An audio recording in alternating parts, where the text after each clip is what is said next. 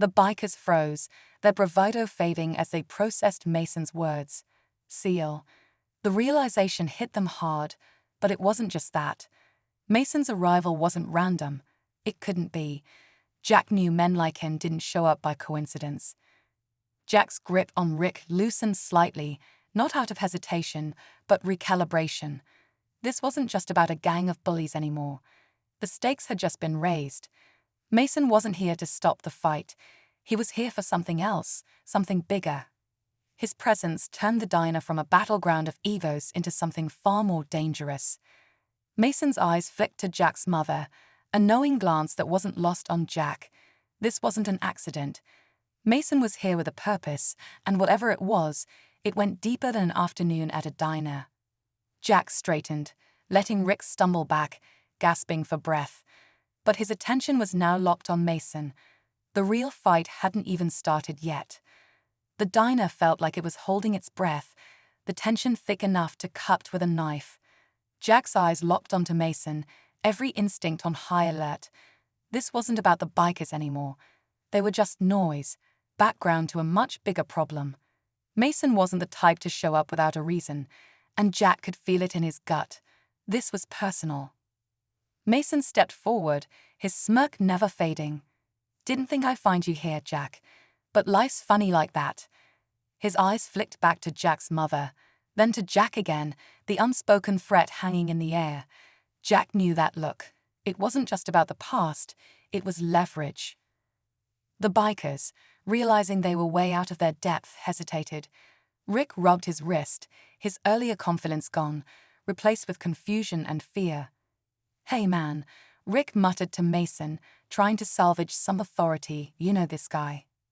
Mason didn't even glance at him. "I know exactly who he is, and you're lucky you're still standing." Jack shifted his stance slightly, his muscles coiled, not out of fear but readiness. "What do you want, Mason?" Mason's smile faded, his face hardening. "What I've always wanted. A debt paid." Before anyone could react, Mason reached inside his jacket, but Jack was faster. In one swift motion, he closed the distance, disarming Mason with precision honed from years of training. The gun clattered to the floor, sliding under a table. The bikers scattered, realizing this was way beyond their league. They grappled briefly, fists landing with sharp, brutal efficiency. This wasn't a bar fight. It was two men with history, each move calculated, each strike personal. Jack's mother watched, her face tense, but trusting her son's skill. Finally, with a surge of strength, Jack pinned Mason to the floor, his knee pressing down, breath heavy but controlled. Mason struggled, then stilled, the fight draining from him as reality settled in. But just as Jack leaned in, ready to deliver the final warning, Mason whispered, "You think this ends with me?" A cold chill ran through Jack. This wasn't over, not by a long shot. Jack stood, his gaze dark and steady. The immediate threat was gone, but Mason's words lingered. There was more to come, more beneath the surface. The real battle had only just begun.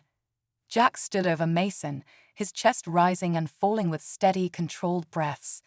The adrenaline was still there, humming beneath the surface, but his focus never wavered. Mason's words echoed in his mind. "You think this ends with me, a reminder that some battles don't finish with a single fight. But for now, the immediate danger was over." Jack stepped back, letting Mason slump against the floor, defeated but still wearing that smug grin, like he knew something Jack didn't. But Jack wasn't interested in playing Mason's games anymore. Without another word, he turned his back, walking over to his mother. She stood slowly, her hands steady despite everything that had happened. Their eyes met, and in that brief glance, an entire conversation passed between them, relief, pride, and unspoken gratitude. The diner, once filled with tension and fear, slowly came back to life. The other patrons who had been frozen in place started to move again, whispering among themselves. The waitress peeked from behind the counter, her wide eyes filled with awe and curiosity. Jack gave her a small nod, a silent thank you for staying calm through the chaos. Rick and his gang, now completely stripped of their false bravado, shuffled toward the door, avoiding Jack's gaze. Their mockery, their arrogance, it had all crumbled under the weight of something they couldn't understand: real strength. Not the kind that comes from intimidation, but the quiet, steady kind that doesn't need to be loud to be felt. Jack and his mother stepped outside into the fresh air, the sky painted with streaks of orange as the sun began to set.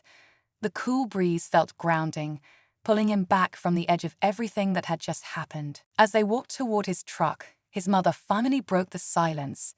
"You didn't have to do that," she said softly. Jack gave a small smile, glancing at her. "I know, but I wanted to." She reached for his hand, squeezing it gently. No more words were needed. Because sometimes real strength isn't about the fight. It's about knowing who you're fighting for. The diner was unusually quiet that afternoon, the kind of stillness that makes even the clink of a coffee cup echo. A woman sat alone at a corner booth, her eyes distant, filled with a quiet sadness that only those who've known real loss carry. She was a widow, dressed modestly, her wedding ring still shining despite the years. The waitress offered a gentle smile as she refilled her coffee, sensing there was more behind her silence than met the eye. Then the door swung open with a loud creak, shattering the calm. A gang of bikers stomped in, their laughter loud and crude, leather jackets creased with dust from the road. They carried an air of arrogance, the kind of swagger that thrives on intimidation. Spotting the woman sitting alone, they saw an easy target, someone who wouldn't fight back.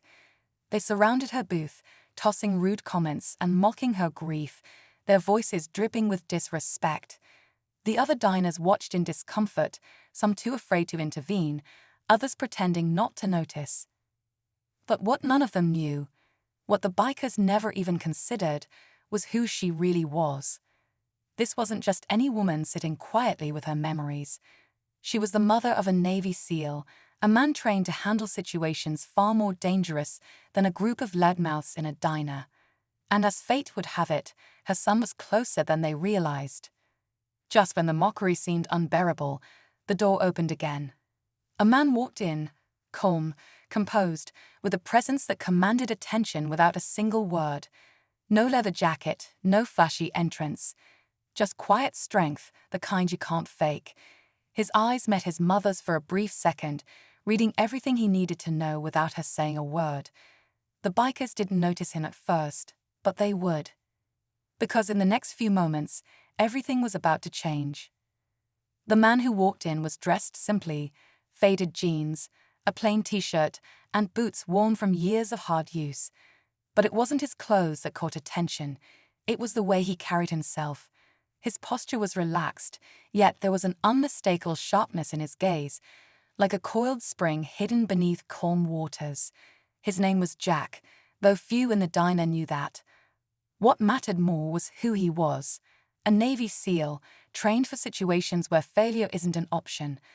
But today wasn't about missions or orders. This was personal. Jack's eyes flicked from his mother to the bikers, taking in every detail: their stance, their tone, the smugness in their laughter. He didn't react right away. That wasn't his style. Instead, he moved to the counter, ordered a coffee, and waited. Observing, calculating.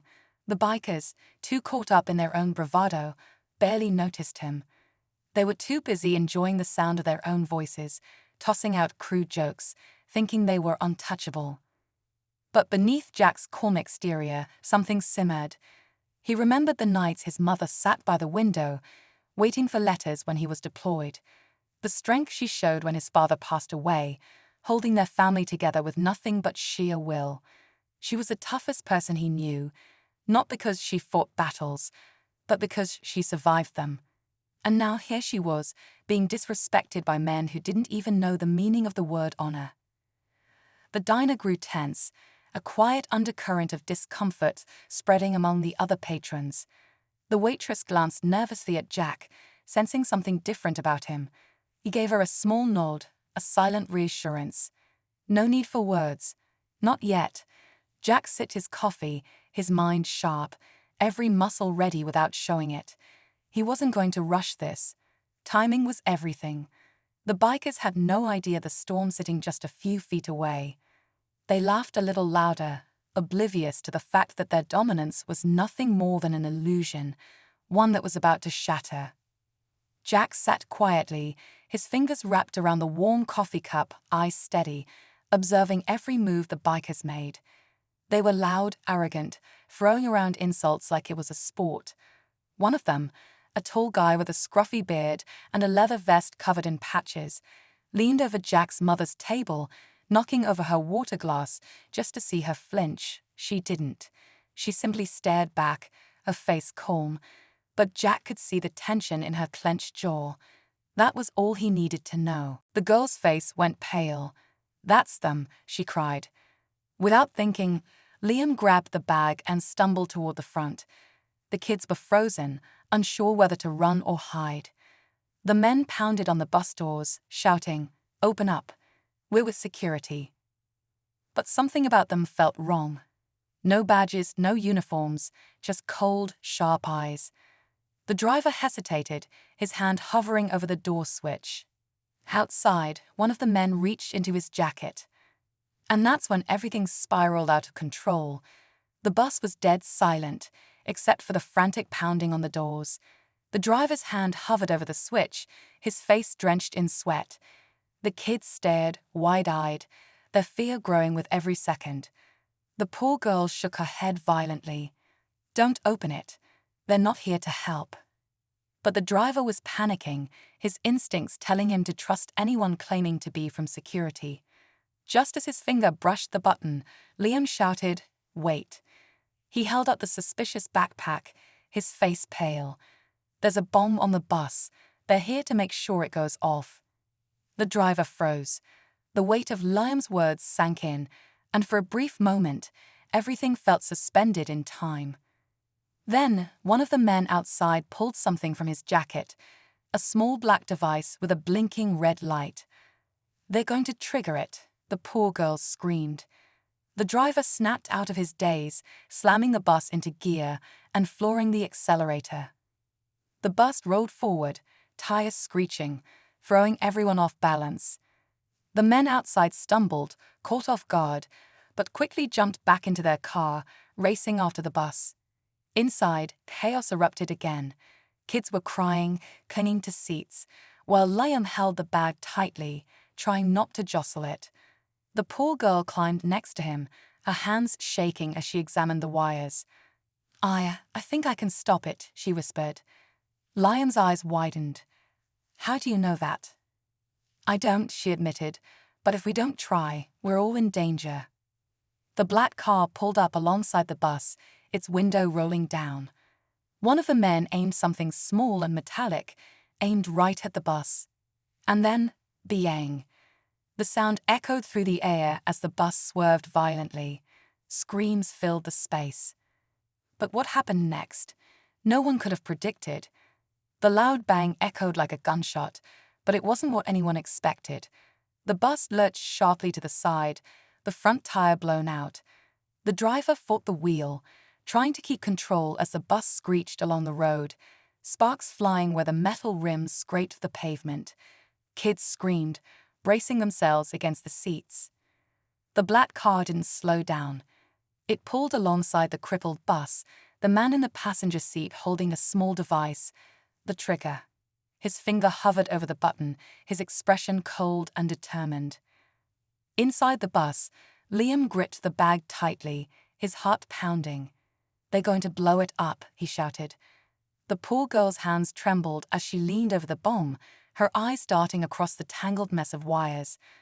"I don't know which one to cut," she whispered, her voice barely audible over the chaos.